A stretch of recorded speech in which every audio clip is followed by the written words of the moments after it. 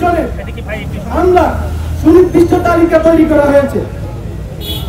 এই তালিকাগুলো অনেক গবেষণা করে তৈরি করা হয়েছে। এরা সরাসরি আওয়ামী লীগের আমলে বিভিন্ন ধরনের পেশিবাদী কার্যক্রমে লিপ্ত ছিল।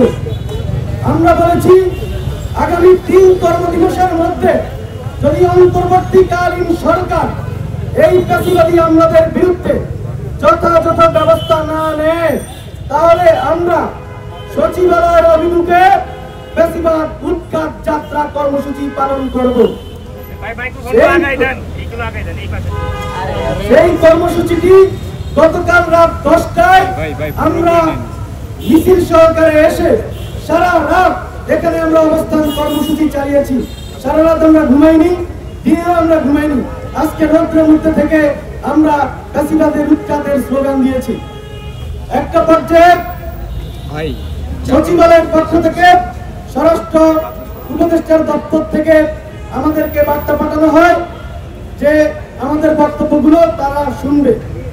পরবর্তীতে আমরা সেখানে যাই, গিয়ে আমরা তাদের সঙ্গে কথা বলি।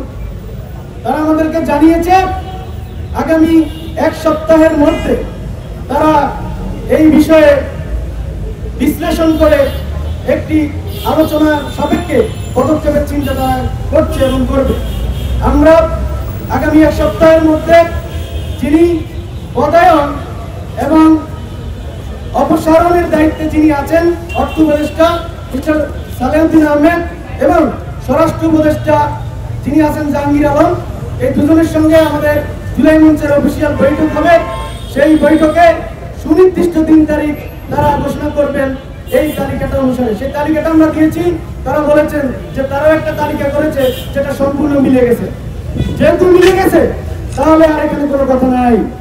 আমরা দেখতে পাচ্ছি এখন পর্যন্ত সচিবালয়ে অস্থির অবস্থা বিরাজ করছে। এটা বাংলাদেশের হৃৎপিণ্ড। এটা যদি বন্ধ হয়ে যায় বাংলাদেশ অচল হয়ে যাচ্ছে, অচল হয়ে যাবে। জুলাই যোদ্ধা বেঁচে থাকতে বাংলাদেশ অচল হতে দেবে না।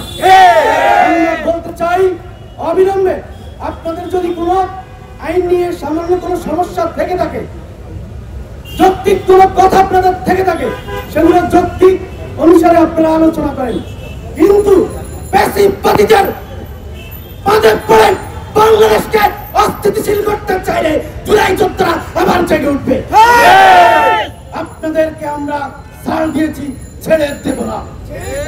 এই পর্যায়ে আপনাদের সামনে মিটিং এর বিষয়ে বাকি কথাগুলো বলবেন। For more updates, follow us on Facebook, subscribe our YouTube channel, get the latest update on www.daily-sun.com.